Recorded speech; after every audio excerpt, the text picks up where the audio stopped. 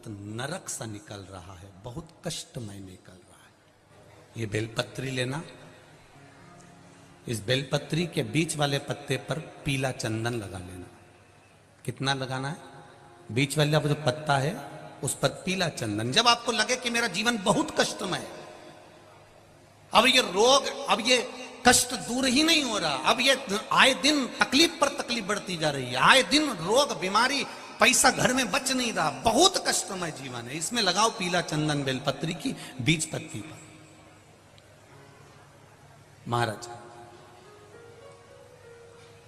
और बीज पत्ती पर जब चंदन लग जाए, लगने के बाद में ये दोनों पत्ती पर लाल चंदन लगा लीजिए। इन दोनों पत्ती के बीच में जो डंडी का भाग होता है, आपको कहा था, आपको स्मरण में होगा शायद, हमने जब बेलपत्री की महत्वता बताई थी तो उस बेलपत्री की महत्वता में कहा था ब्रह्मा विष्णु महेश ये तीन हैं, बोला था।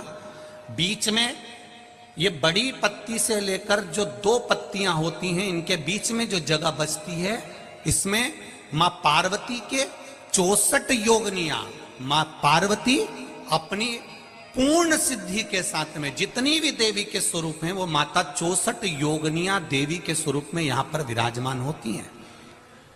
दो पत्ती के नीचे से जो डंडी होती है नीचे तक, ये पूरी डंडी में 33 कोटि देवी देवताओं विराजमान होते हैं इस पूरी डंडी के अंदर। तो ये बीच वाली पत्ती है, ये जो बीच वाली पत्ती का जो भाग होता है, इस पत्ती के भाग में शहद का प्रयोग कर कर, यहां पीला चंदन, लाल चंदन, लाल चंदन, शहद का प्रयोग कर कर, इसी तरह से पकड़कर ये बेलपत्री की जो डंडी है वो अशुक सुंदरी पर जब आप समर्पित करें तो जहां से जल बहता है उस ओर पर इस पत्ती को चढ़ाकर केवल आपके हृदय की बात कहकर देवाधिदेव महादेव से कोई भी शिव जी का मंत्र, पंचाक्षर, नमः शिवाय, षडाक्षर, ओम नमः शिवाय, श्री शिवाय नमस्तुभ्यम, या महामृत्युंजय मंत्र, जो शिव का मंत्र हो आपके पास में, उसको बोलते हुए देवाधिदेव महादेव को धीरे धीरे जल की धार चढ़ाना प्रारंभ करो। जल की धार जब पूर्ण होने लगे, उसमें थोड़ा जल बचे, तब अशुक सुंदरी पर जो तुमने बेलपत्र चढ़ाई है वहां उस जलधार को चढ़ाए। ये प्रयोग आपको केवल सोमवार की अष्टमी पढ़ने पर ही करना है। कौन से दिन करेंगे? जम के बोलिए जरा।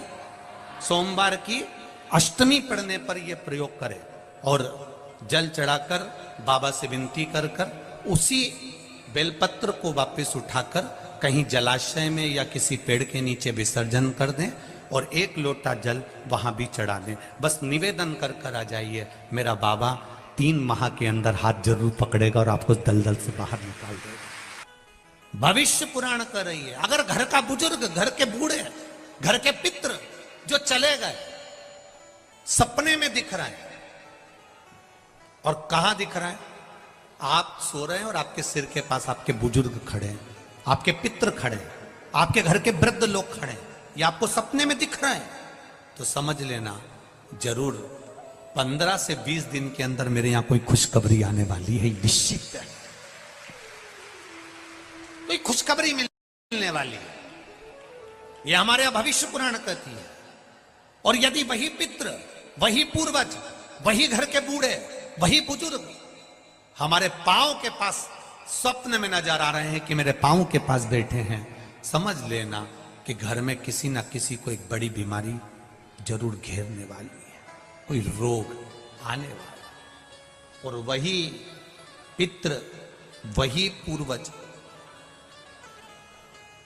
वही पितर, वही घर के बुजुर्ग, वही बुढ़े, वही बूढ़े जो मर चुके हैं, वो तुम्हारे सपने में अचानक आए और आकर तुरंत चले जाए, तो भी समझ लेना कि कोई कष्ट आने वाला था, पर वो ज्यादा समय टिकेगा नहीं, तुरंत चले जाएगा।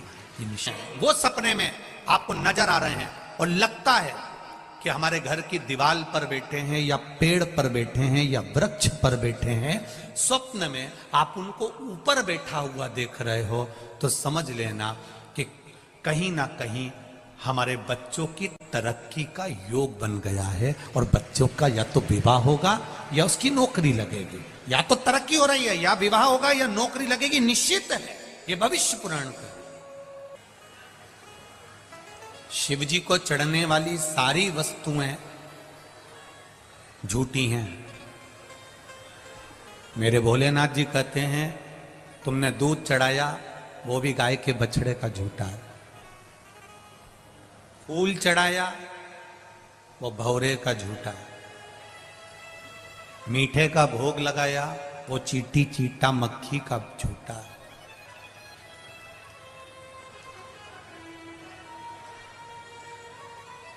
सब झूठा। जल चढ़ाया, वो मछली का झूठा है। जितनी भी वस्तु हम भगवान शंकर को दे रहे हैं वो सब झूठी है। शिव जी कहते हैं ये सारी वस्तुएं झूठी है। ये ब्रह्मा जी भी कह रहे हैं भगवान विष्णु को, भगवान नारायण से कह रहे हैं ब्रह्मदेव कि शंकर भगवान को जो भी चढ़ा वो सब झूठा है, शिव जी को जो चढ़ा वो झूठा है। इसके बाद भी शंकर भगवान राजी रहते हैं अपने भक्तों से। शिव जी उसके बाद भी राजी रहते हैं अपने भक्तों से। उसका कारण क्या है?